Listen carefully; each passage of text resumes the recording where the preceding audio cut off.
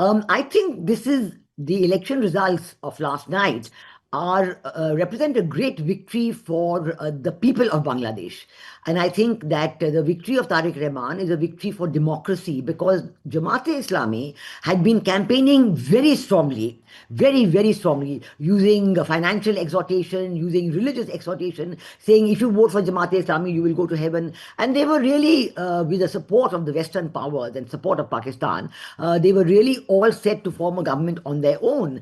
And I think the way in which the people of Bangladesh have shown that they are religious, but they are not in favor of Islamic radicalization, they are not in favor of Islamic extremism, and they will not support any fundamentalist party. This is the first message, I think, from the election results, because we all know the kind of pressure that the people want, especially in the rural areas, because we know in the rural areas, the Jamaat-e-Islami has a very strong cadre, and the Jamaat-e-Islami had deliberately banned the activities of the Awami League to prevent them from participating, because we know that the Awami League also has a very strong rural-based cadre. So the Jamaat-e-Islami had assumed that because the Awami League is not there, so all the vote will come to them.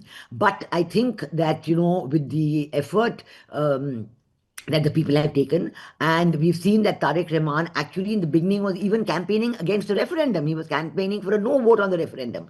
So I think the fact that the Yunus-backed regime, the Yunus regime backed by Jamaat-e-Islami and backed by Pakistan and the Western powers, they were campaigning for a change in the constitution. They were campaigning for a stronger presidential form of government. They were campaigning to dilute the history of the liberation war. But we know that the BNP stands by the values of the liberation war. And their founder, President Zia Rahman, was a freedom fighter.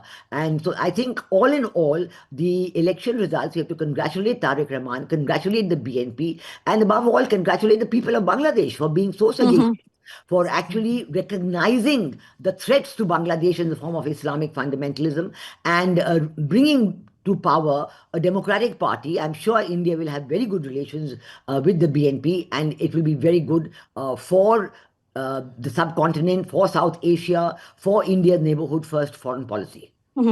And ma'am, what does BNP's victory reveal about voter sentiment, including among the young electorate that has been prominent since the 2024 protest? And what key policy priorities do you expect the new BNP government and the Tariq Rahman to pursue domestically, politically, economically?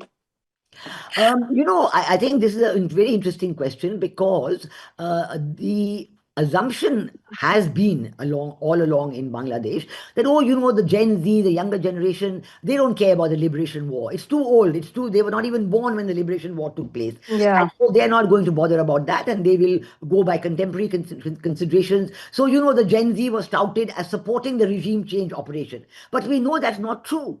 We know that after the regime change operation of July, August 2024, this National Citizens Party that was formed, which was said to be the party which led the uprising, so-called. That was the title given to this party, right? And this was known as the King's Party, Muhammad Yunus's party. So I think the fact that the NCP, first of all, had no traction with university students at all. In fact, when in the university elections, student union elections, it was the Jamaat-e-Islami's Islami Chhatra Shibir which won, and the NCP was nowhere in those elections. So it showed that touting it as a students' party or a revolutionary party had no meaning at all. The Gen Z has shown their interest in maintaining the values of the liberation war of Bangladesh. They are proud of the liberation war. They feel that Bangladesh, having got their independence through the liberation war, needs to maintain those memories of democracy. What was in the constitution, the 1972 constitution of Bangladesh: democracy, secularism, nationalism, and social justice. So I think this is a very important reiteration that the Gen Z is in favor of genuine democracy in Bangladesh. A very important message from the Gen Z indeed.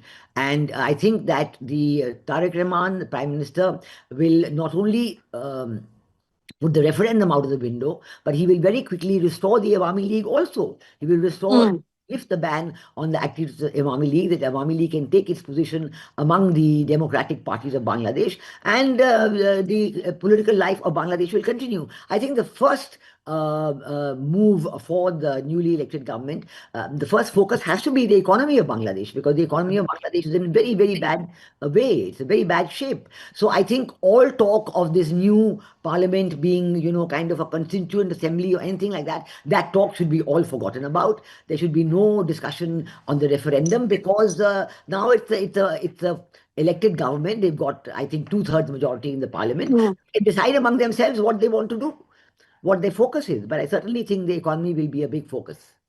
Yeah, just one last question. Prime Minister Modi has also congratulated Tariq Rahman. In fact, he's one of the first leaders to extend his congratulations to Tariq Rahman, and he also added that India will continue to support a democratic and progressive Bangladesh, and he looks forward to strengthening bilateral ties. How do you see this message, especially when the relationship between the two nations were downstrained under the Yunus regime, and how do you look the relationship moving forward?